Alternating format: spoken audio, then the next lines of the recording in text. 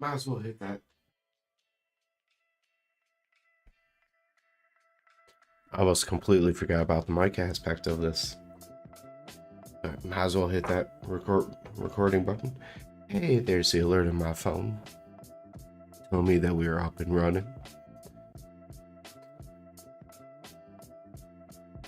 I'm gonna give this a moment, let everything go. Maybe on Sunday, I'll dive into that whole start streaming screen and see if I can fancier with the setup just a little bit more. Just a little bit more. But for now, stuck running this thing solo tonight. Let me grab these notes. The one thing I'll say about starting this off solo is it's probably gonna go a whole lot quicker, and I don't know how much content I'm gonna necessarily get out of it, but hey, we'll have the live stream. It will be there. Almost worth trying to do it the old school way, just for the sake of time. That, or hopefully see some of you stop in so we can have a nice conversation.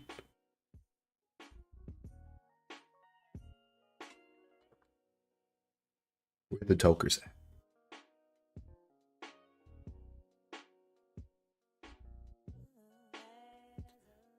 Give it a moment, we'll kick off officially.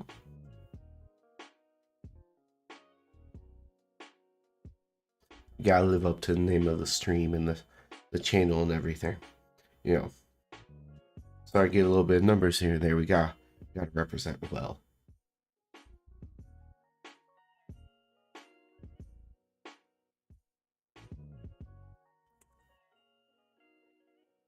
I recently was watching this clip on YouTube. It was like, can this ex big time drug dealer pick out the undercover cop? Like 5 or 6 people, it was the second guess. He didn't do terrible. But like, he was questioning somebody like, what do you smoke? And he found it suspicious the person didn't really, answer. He's like, the bags, and they change and everything. What they would have on the streets full of dispensaries and stuff here. I go in there, it's like, what's the deals? And just new stuff all the time. How are you gonna know what you like if you're not always trying new stuff? Now, when I do have a couple of favorites, not back to all here and there, but it really depends. Is there a deal? Try something new? Roll with it.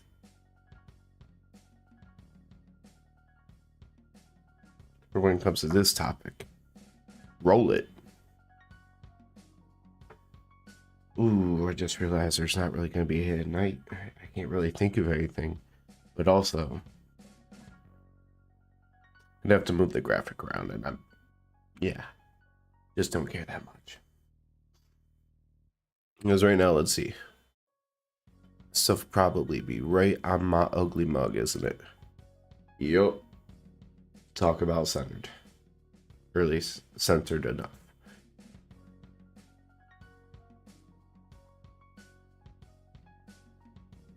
But let's get this show on the road. I messed that up terribly. I mean, I didn't, but it was not nearly as smooth as I would have hoped.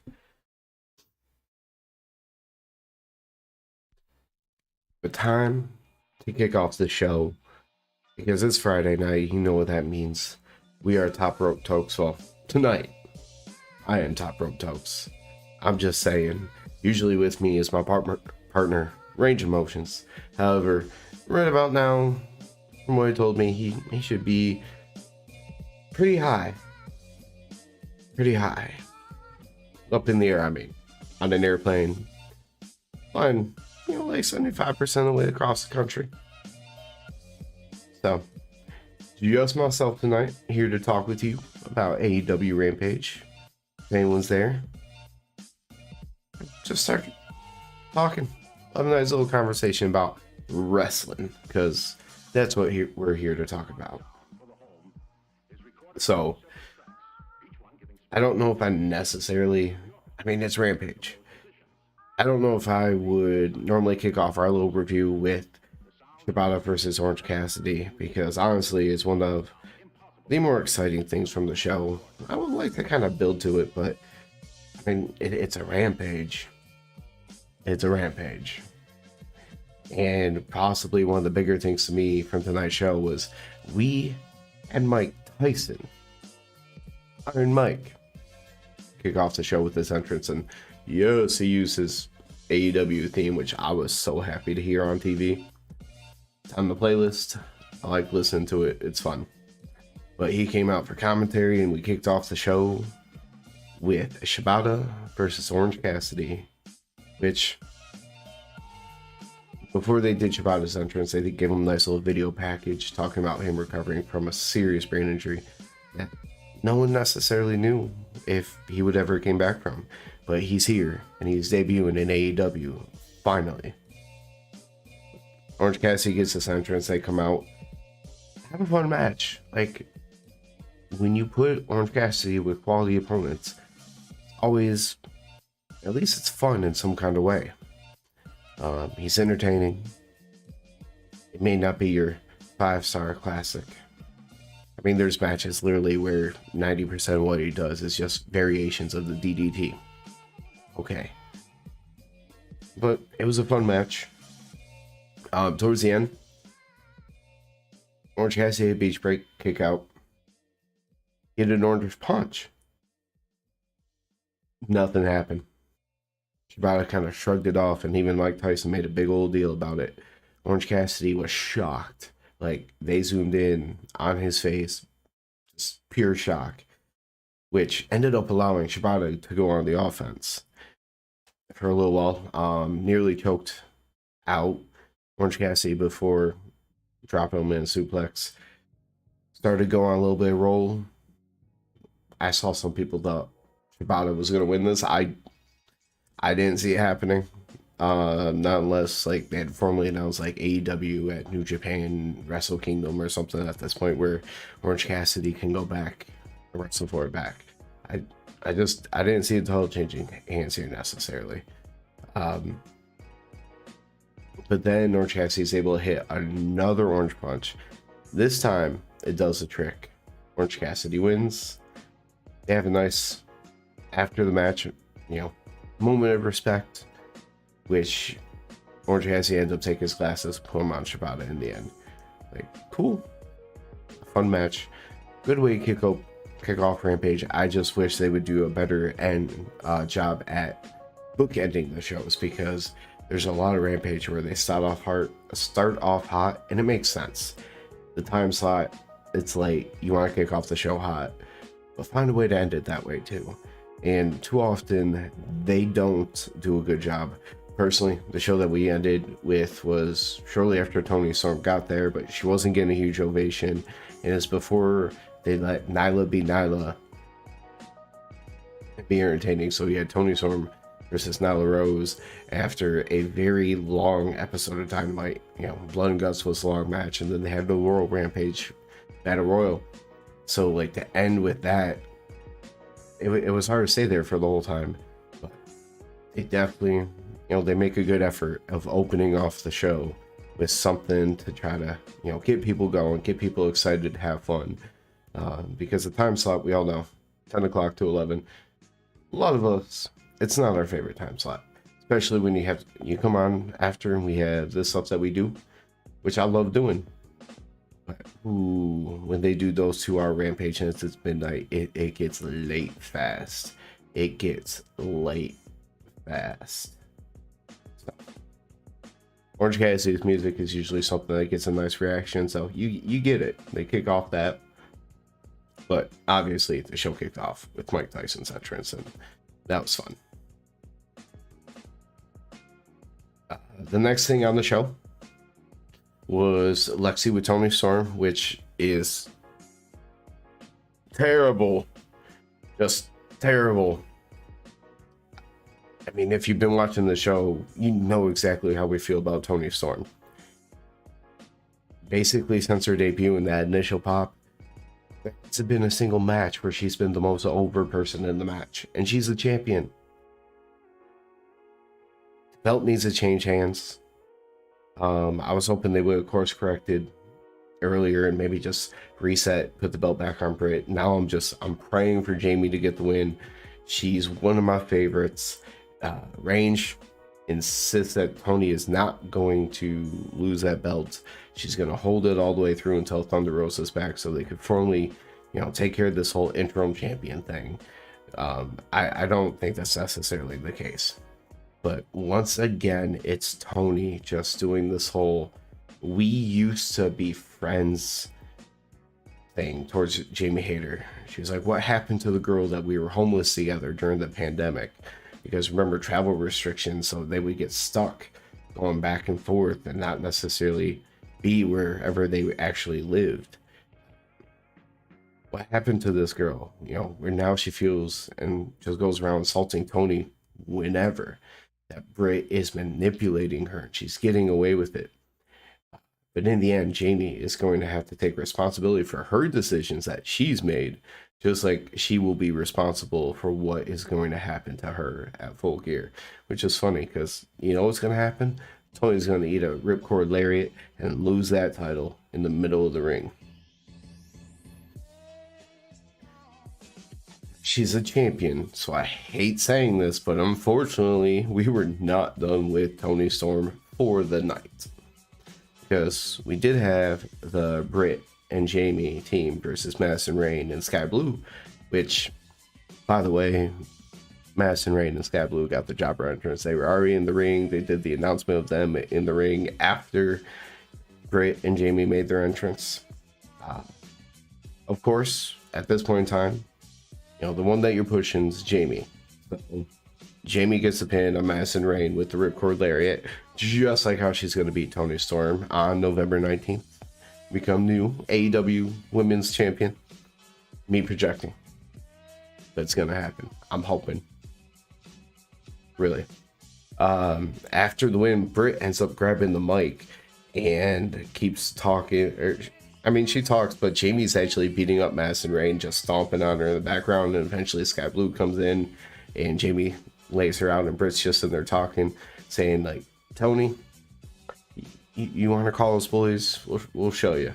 Because Jamie's going to bully you right into becoming AEW Women's Champion. And finally, Tony comes out. She literally just one-shots Rebel Run up on her on the stage.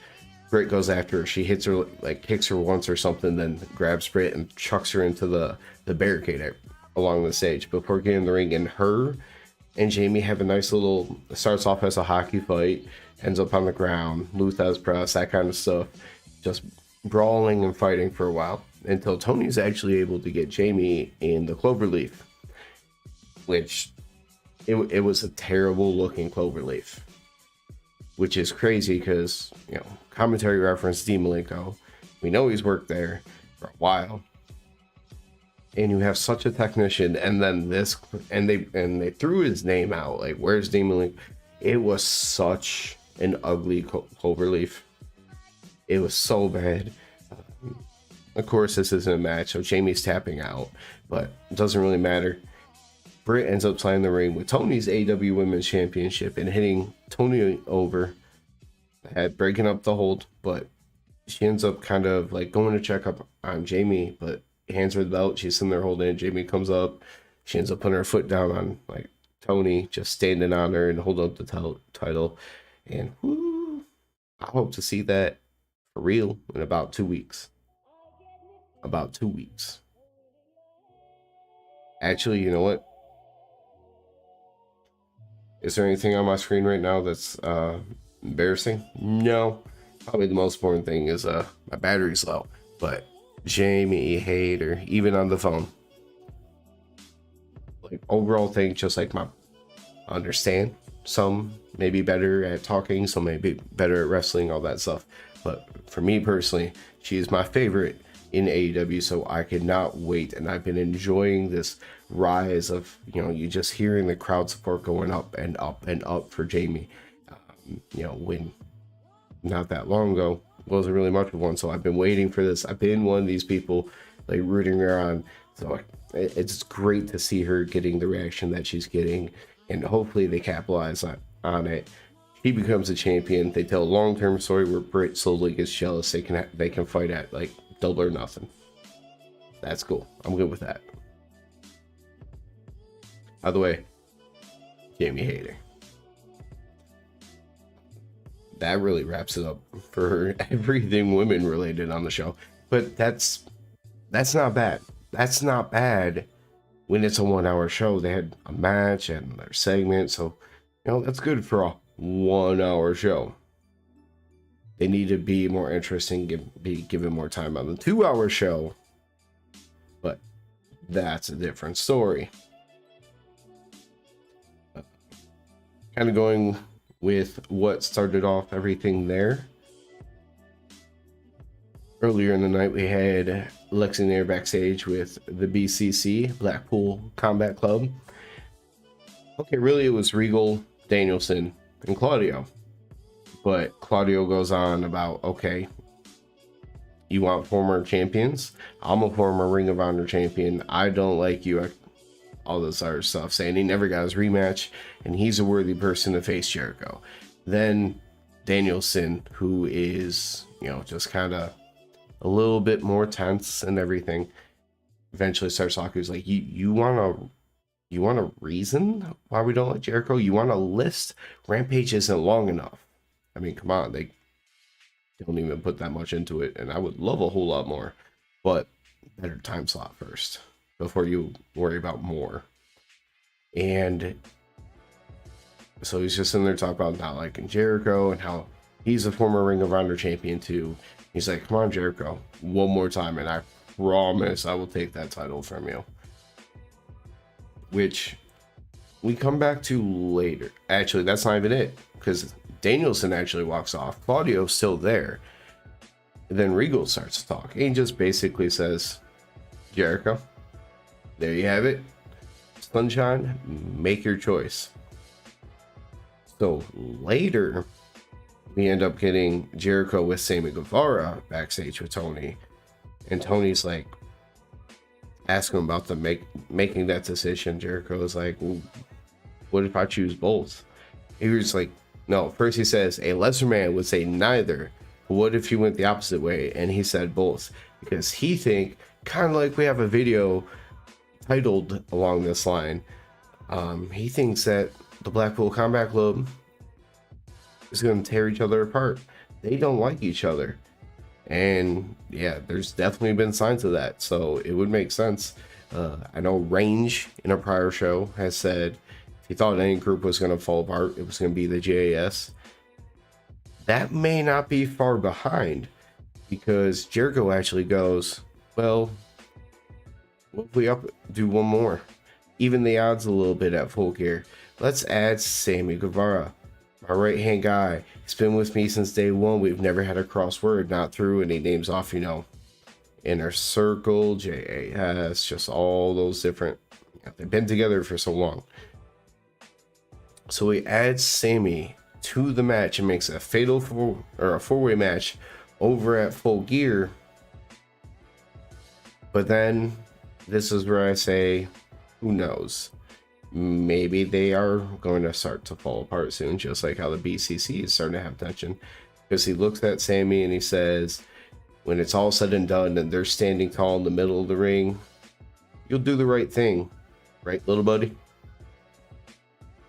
Sammy was seemingly earlier surprised that he was going to be put in the title match, like, oh, you're doing that? Cool. All right. Then after this, the reference, or the inferral that he would lay down for Jericho, he was completely caught off guard. He was like, what? And that's how that ended. But it came back after a promo in the ring. It came back to Sammy alone with Tony Schiavone.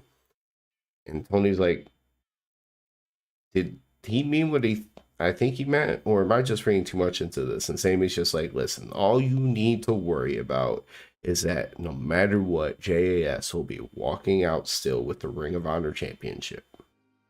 Then he goes on about his match with Danielson not that long ago and says like he should have beat Danielson and all that other good stuff. But he wants Danielson again. He wants a rematch. But this time, he wants it to be a 2 out of 3 falls match. Because then he could show everyone he's the best wrestler in the world when he beats Danielson twice in one night. So is he somehow going to win that? So like 2-1 just for the fact that they would then be even at 2 falls apiece against each other? I don't know what to expect with that because like they love Sammy. They love Sammy. Not personally the biggest fan of him. But at some point, if they want to make him a bigger deal, he is going to have to start to beat some of these people and more regularly. So I can see reasons why he would win 2-1. Maybe it's a lot of cheating involved, but I can see reasons why they would go that way. It'll probably make me mad. I don't like him. And when you have some of these overly booked sports entertainment style matches, it can remind you of a little bit of why people got away from watching the other company. And I'm not trying to dog, because obviously Jericho, so the sports entertainers, all that stuff, it's a reference to that. It's to provide that flavor of wrestling to people watching AEW. I get it. But sometimes it goes too far, and I feel like they might have to do that to make it okay to have Sammy end up beating Danielson in a 2 out of 3 falls match. That's if that even happens. Big if. Besides that, wow. I'm sitting here looking at the card, and this is one of the things about Rampage being just 1 hour. I'm looking at the card and the way that I'm able to lump things together now.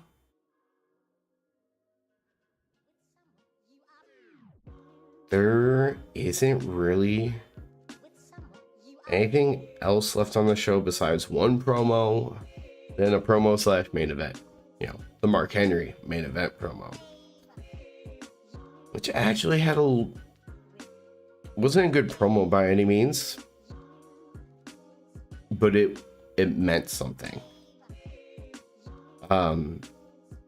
Honestly, I completely forgot what Prince Nana said about him in the Gates of Agony until the end, when he says, "Are you guys ready to walk through the gates of hell?" or whatever he says.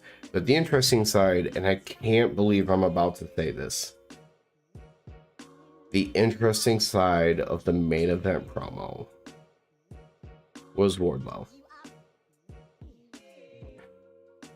Let me say that again. And by the way, notice I refuse to use their tag team name.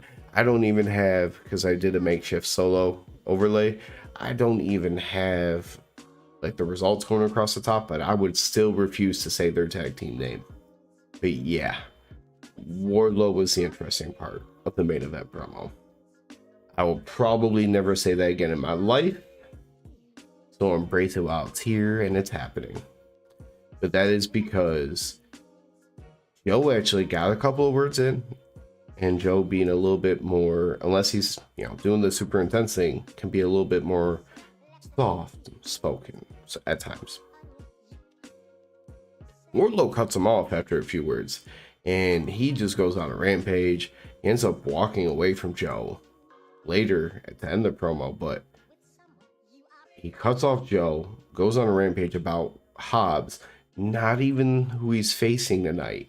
He gets agony. He's going off about Hobbs because Hobbs has attacked him from behind for 2 weeks in a row, and he basically calls him out. Yeah.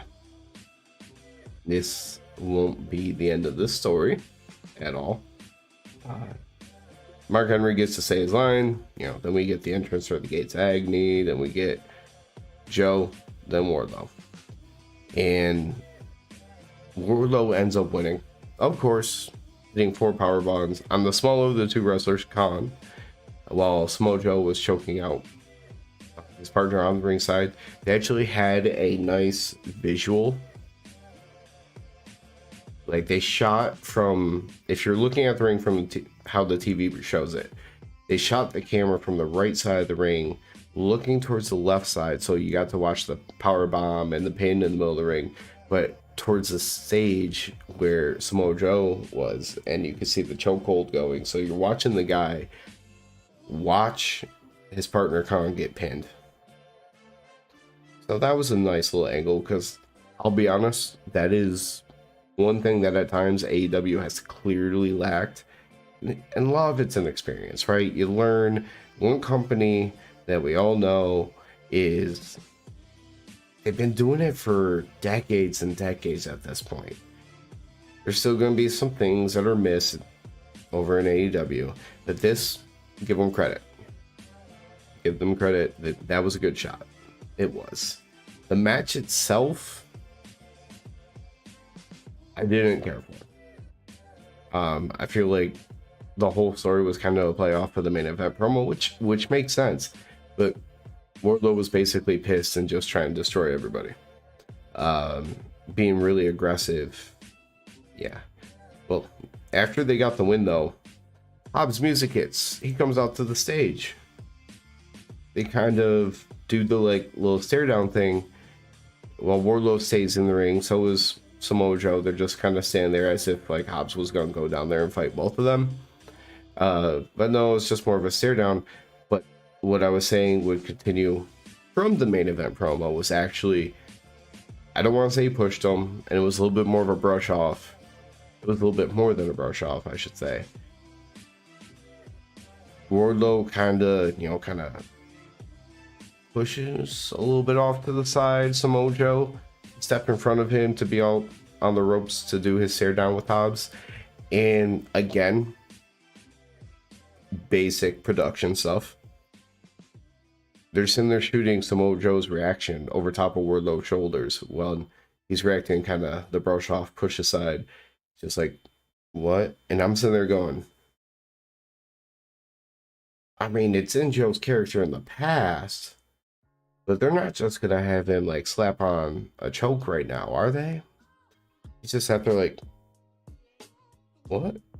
And then eventually kind of walks away as the show's like ending. Like the reaction went away, but the subtlety, will it come into play down the road? We shall see. Just don't really know, because I know a lot of people are tired of as much Ring of Honor that we get when you could be focusing on so much more.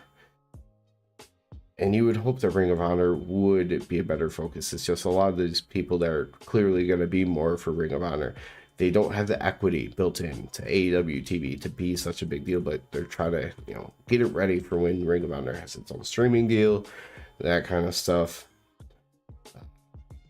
A lot of these Ring of Honor type people, they're not getting reactions outside of like Jericho's open challenge situation, because like a lot of those are getting reactions, but those are one-offs, which is great because that's actually a nice way to introduce some people. Let them go out there, let them work, make people wonder, go back and find them. But the story and the pairings of some of this stuff in like this feud, I just watched the show in the past. Actually, like a week ago, when House first showed up and had the jumped in on the phone with the embassy, the video was called "Is Hobbs Ruined?" because nobody cares about the embassy. So this is what I was referring to earlier. They don't necessarily do a great job of ending Rampage on a regular basis. I'd probably say more often than not, the show just gets worse as it goes on throughout the hour. And that's unfortunate, because you don't want to end the show being disappointed, I guess. But you also understand trying to start the show off hot. There is literally one thing left to cover.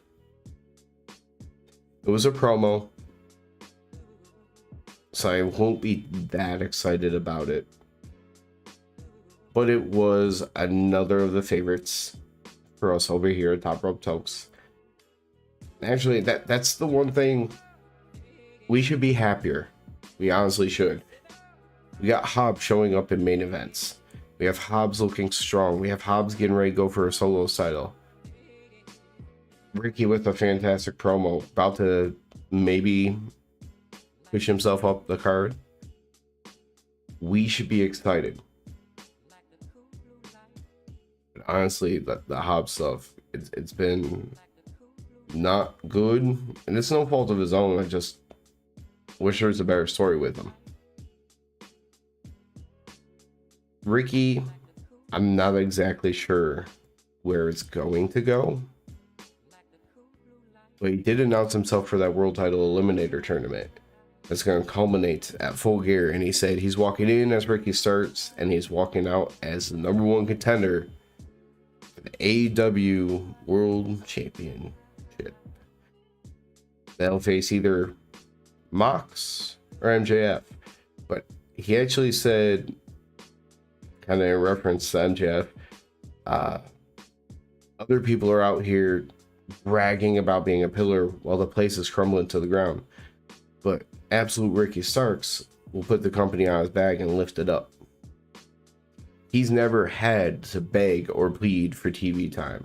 He never had to beg or plead to try to get the fans' attention, because the fans just know. Everybody just knows he is that good. They love him, and he loves them too for it. But yeah, so he announces himself as one of the 6 names that people did not know for the Eliminator tournament.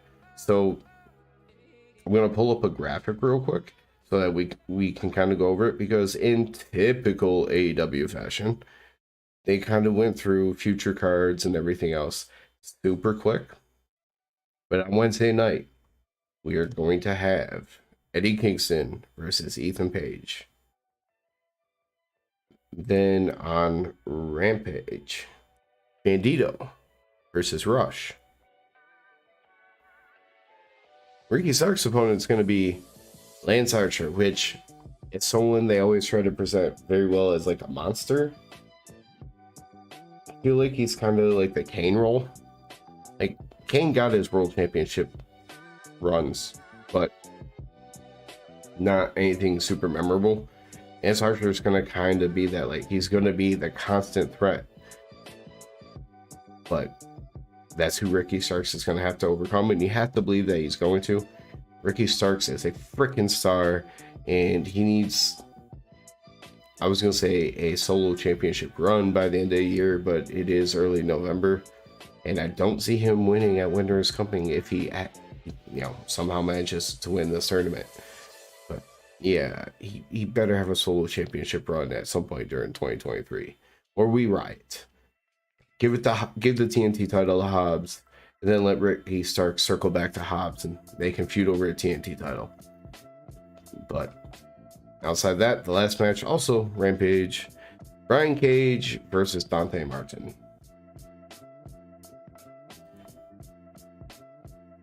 I don't know how to feel about this. When Dante was the first person announced, Rage and I talked about it. I'm like, I could see him getting one win in the tournament. Just, to build him up some. Kind of like how Private Party beat the Bucks in the tag team tournament early on in AEW. Maybe they let him get a win. I'm not sure about this with Brian Cage, because they've been trying to make Brian Cage look good. And getting a win in this, and then, Ricky Starks versus Brian Cage. I mean, yeah, you can make him look good. You also can make Dante Martin look really good. I don't know which way they'll go with it. I mean, either way, I have a feeling that whoever wins that match is not winning the whole tournament. I could see it being Ricky. I could see it being Ethan Page, because the story with Eddie right now is the fact that he's losing his mind. So I got a feeling they might just play into him costing himself. And then you got Bandito versus Roosh. I'm not saying I see Bandito winning the whole thing. I could see him beating Roosh to kind of, if he is really going to be AEW, if he really is going to be all elite, I can see want to start him off with a pop, but you can also see Roosh, being somebody that they always want to give a championship to. Now, if I'm not mistaken, didn't he recently face Mox? So if it's Mox as champion, I feel like that's not happening. Not again. If it's MJF as champion, which it will be, even though he's a heel, he's also a face. So, I mean, I could see that being Roosh, but obviously for story purposes, Ethan Page would make the most sense, considering the whole firm stuff and everything. So that makes all the sense in the world. That's why, if you asked me 6 months ago if Ethan Page had a chance, I would say no. Then the firm has been revealed and he is the one person besides Stokely talking. Yeah, I can see Ethan Page getting a championship match, put on a banger with MJF. Maybe not a banger, but a good fun match. I like Ethan Page. Really like MJF. So, that makes sense. I wouldn't want to see Ricky get put up there just to lose.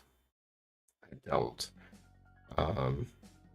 I don't know who you would have him lose to, because he would have to lose in the finals then to maybe Ethan Page. Maybe that's the finals. Heel Ethan Page versus face Ricky Starks. That could be it, and it would make all the sense in the world to me. So that's what I kind of got out of Rampage. I don't want to say it was a waste of an hour of my life, because it's never a waste. But can we get back to making all AEW programming worth watching? I